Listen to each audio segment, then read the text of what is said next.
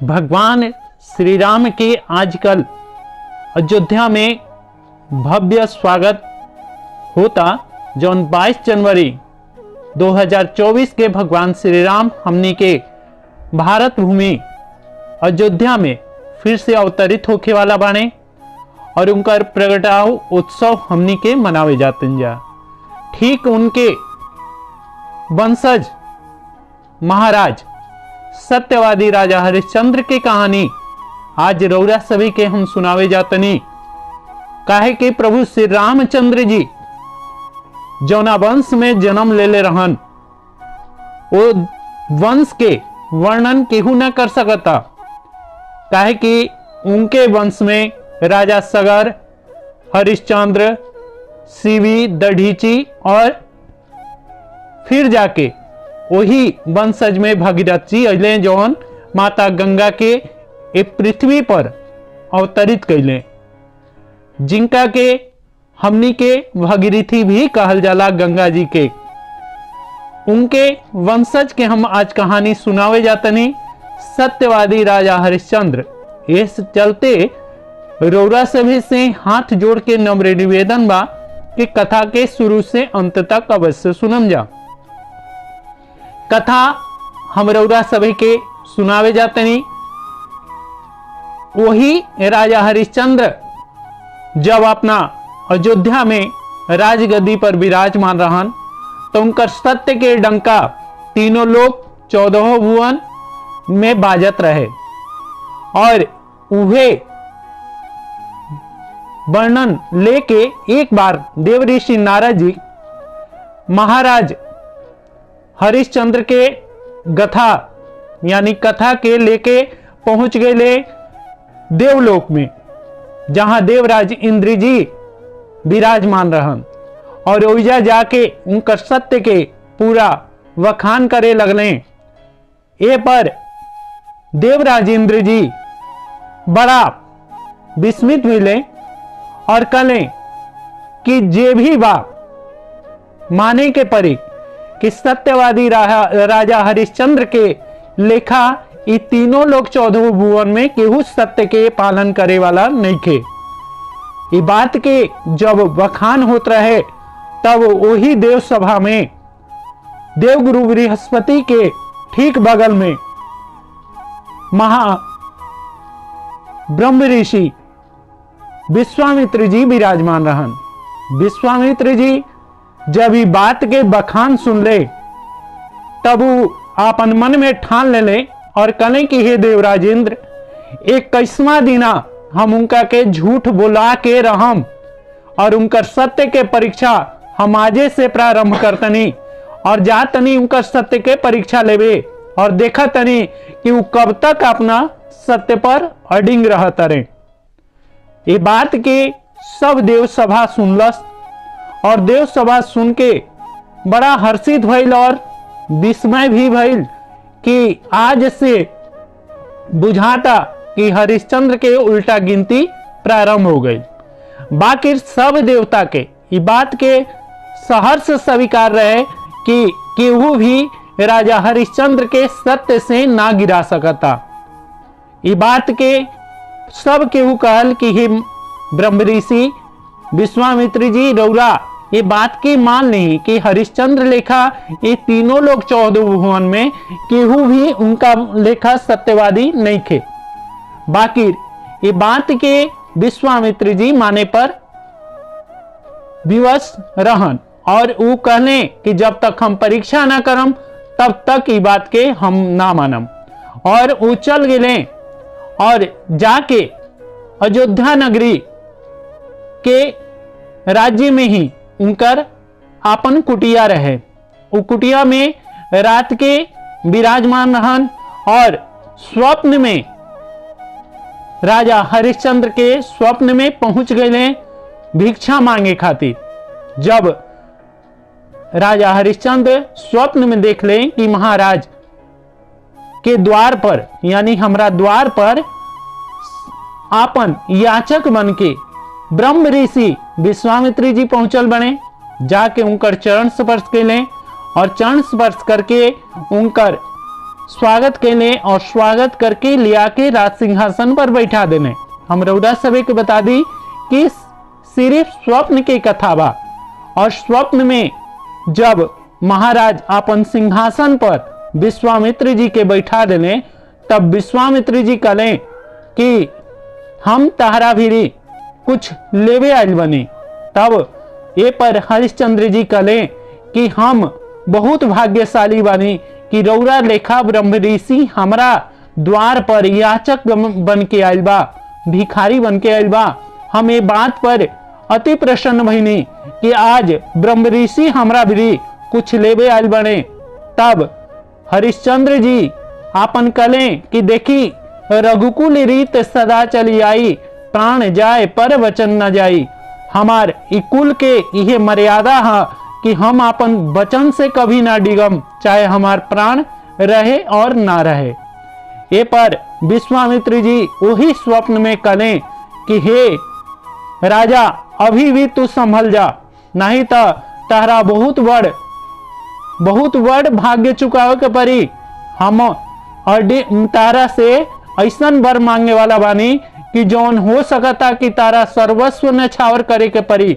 कले कि कोनो बात ना, हम अपन अंग अंग काट के रौरा के दे देम, बाकी हम अपन सत्य से ना डिगम। ये बात पर राजा हरिश्चंद्र के कहला पर बार बार, तब महाराज के कहला पर विश्वामित्र जी कहले कि ठीक बा, पहले तू ऐसन करा कि तू अपन संकल्प ले ला।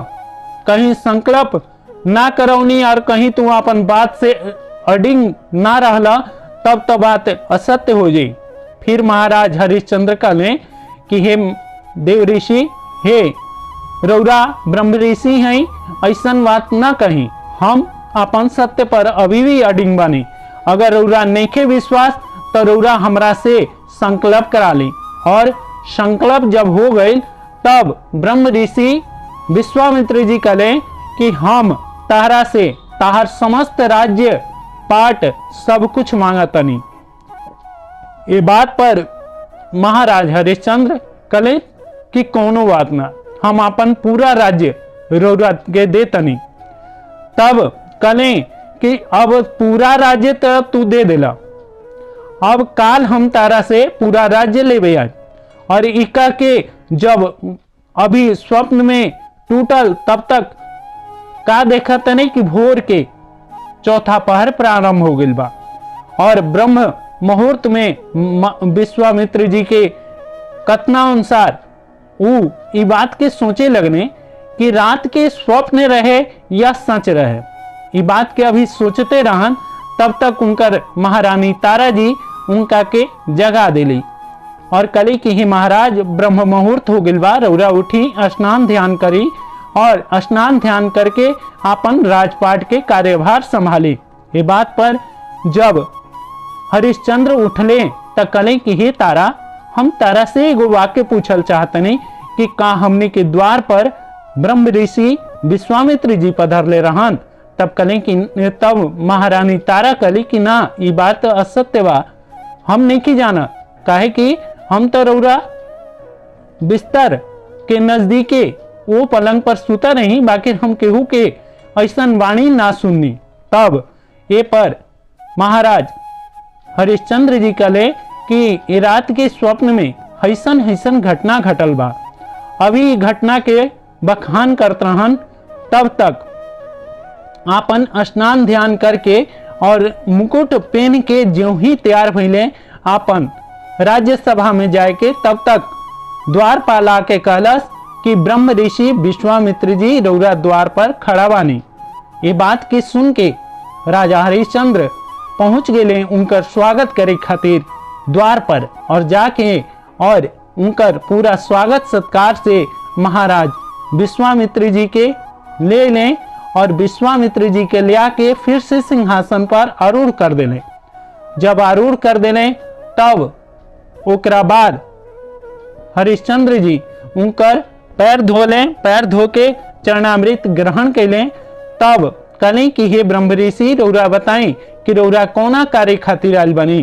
तब सत्यवादी हरिश्चंद्र के वाक्य सुन के ब्रह्म ऋषि विश्वामित्र जी कले कि का तहरा रात के स्वप्न के बात नहीं के याद, तब ये बात के कने कि हमरा सत्य सत्य याद बा, पर वो तो स्वप्न रहे। तब ये पर ब्रह्म ऋषि विश्वामित्र जी कने कि स्वप्न होखे चाहे कुछ, वचन तो तू देले बड़ा, और वचन में तू का देले बड़ा ये तू खुदे बता दा ई राजसभा में। तब महाराज सत्यवादी राजा हरिश्चंद्र उठ के और अपन प्रण पूरा राज्य सभा में घोषणा करके सुनौले कि हम अपन पूरा राज्य पाट, खजाना, घड़ी, घुड़साल जो कुछ भी रहे उस सब ब्रह्म ऋषि विश्वामित्र जी के दान कर देले बने। ये बात के पूरा राज्यसभा जब सुनलस तब मंत्रीगण और एजा तक कि ब्रह्म ऋषि वशिष्ठ जी उठ के कने कि ई सत्य नहीं खे, काहे कि स्वप्न में कुछ भी दान असत्य मानल जाला। स्वप्न स्वप्न होला और सत्य सत्य होला। सत्य हे महाराज रौरा जब उठम तबे सत्य मानल जाई। वे पर महाराज हरिश्चंद्र कहले। तब ये पर ब्रह्म ऋषि विश्वामित्र जी कहले कि हे राजा हरिश्चंद्र, अगर तू संकल्प करके दान दिले बड़ा तब कहा हम एकरा के असत्य मान के अपना घरे चल जाते नहीं। तब कहले कि ना, हम जब वही स्वप्न में संकल्प करा के जब दान दे दिले बनी तब हम पूरा राज्य पाठ विश्वामित्र जी के समर्पित करतनी। और ये कह के और विश्वामित्र जी के कहला के अनुसार हरिश्चंद्र जी अपन रानी तारा के संगे और पुत्र रोहित के संगे जब निकले लगने तब ऊपर पीछे से फिर आवाज देके महर्षि विश्वामित्र जी कहले कि एक बात औरी, संकल्प के अभी तू दान जौन देले बड़ा उस संकल्प अभी पूरा नहीं खा कैले। तब कहले कि महाराज और मांगी कि रौरा का मांगल चाहतनी। तब कहले कि हमरा अभी 150 स्वर्ण मुद्रा दहरा स्वप्न के अनुसार अभी भी बाकी बा, काहे कि तू जौन हमरा के संकल्प करौले बड़ा उस संकल्प के अभी तक तू दान नहीं खा कैले। तब जाके विश्वामित्र जी के कहला के अनुसार सत्यवादी हरिश्चंद्र जी कहने के ठीक बा, 1 माह के रौरा हमरा फिर से अवसर दी ताकि हम जाके आपन फिर से वाक्य के पूरा करी। और ये कह के महाराज हरिश्चंद्र जी, रानी तारामती और साथ में रोहित जी निकल गए लंजा राज्य से राज्यपाल छोड़ के। और ए तरह वो अपन सत्य की रक्षा करे खातिर चलत चलत काशी नगरी पहुंच गए लंजा। जब काशी नगरी पहुंच गए लंजा तब मात्र 20 दिन बीत गए, काहे कि ओ घड़ी सब केहू पैदल ही यात्रा करत रहे और राजा लगे रथ भी रहे, लेकिन उस सब कुछ दान कर देले रहन, जोना के चलते 20 दिन तक उनका काशी नगरी पहुंचे में लग गए। काशी नगरी में पहुंच के राजा सीधे विश्वनाथ जी के मंदिर में गईले और स्नान ध्यान पूजा करके और चौराहा पर खड़ा होके अपन बोली लगाओ लगले। बढ़ चढ़ के बोली सबके लागल और तब जाके राजा रानी के 50 मुद्रा में और रोहित के 50 मुद्रा में ये तरीक करके 100 मुद्रा लेके ओइजा और बोली पूरा करके एक ब्राह्मण परिवार में अपन बेटा और अपन पत्नी के बेच देले और 100 गो मुद्रा ओइजा ले लेने। तब जाके ओइजे काशी के घाट जौन आज भी वो घाट हरिश्चंद्र जी के नाम से प्रसिद्ध बा, वो घाट के जौन डोम रहन वो डोम महाराज अइले और डोम महाराज आके और राजा हरिश्चंद्र के 50 गो मुद्रा स्वर्ण मुद्रा में उनका के खरीद ले गए। ये तरह करके 150 मुद्रा वो लेके और कहले डोम से कि हे महाराज, हम एक दिन में रौरा अगर आज्ञा दी तब हम जाके और अपन राजधानी में अयोध्या नगरी में हम वशिष्ठ और ब्रह्म ऋषि विश्वामित्र जी के जौन संकल्प करा के दान बा उ दान के दक्षिणा दे आई। और ये तरी करके महाराज हरिश्चंद्र जी और जाके और दक्षिणा दे के आ गए। और वही दिन से महाराज हरिश्चंद्र जी वही मरघट पर जाके और नौकरी करे लगले। नौकरी करत करत जब 10 दिन 15 दिन व्यतीत भइल, तब जाके एक दिन तारामती जौना ब्राह्मणी के घरे काम करत रही, वही ब्राह्मणी के फुलवारी में रोहित फूल तोड़े गईले। और फूल तोड़े जब गईले तब ओइजा एगो सर्प उनका के काट देलस, जौना के चलते रोहित जी के मृत्यु प्राप्त हो गई।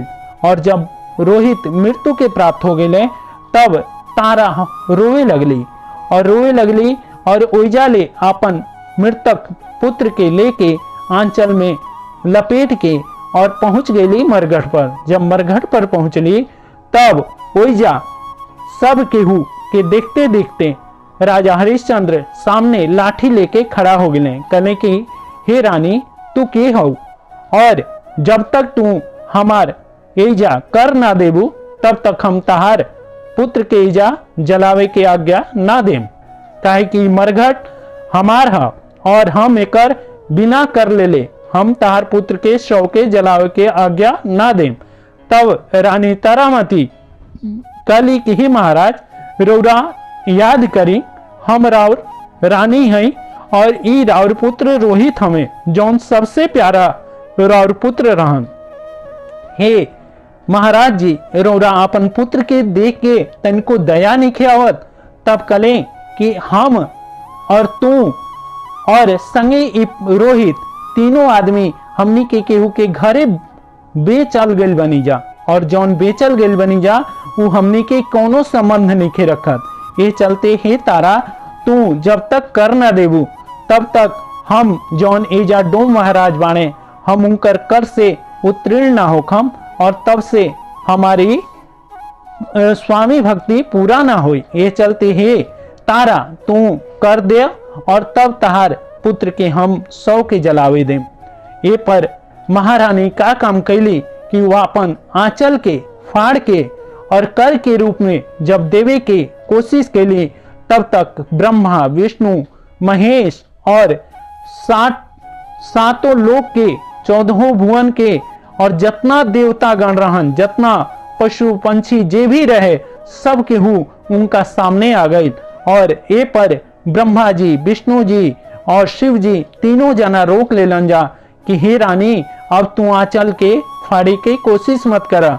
काहे कि ये सब ई जौन रहे ये सब कहानी ई रचल ब्रह्म ऋषि विश्वामित्र जी के रहे, और आज तार सत्य की पूर्ति हो गई और तू सचमुच ही सत्यवादी राजा हरिश्चंद्र आपन सत्य पर अडिंग रहले। और जौना के चलते हम ये परीक्षा हमनी के तीनों देव ले लेनी जा। और तब ब्रह्म ऋषि भी प्रकट हो गए विश्वामित्र जी और कले कि हे महाराज रौरा वाकई सत्यवानी और राउर राज्य पाठ और रौरा आपन पूरा सत्य के मूर्ति बानी। ये पृथ्वी पर जब तक कि पृथ्वी रही, आकाश में सूर्य और चंद्रमा रही हैं और ये पृथ्वी पर गंगा जी रही हैं, तब तक राउर नाम अचल रही।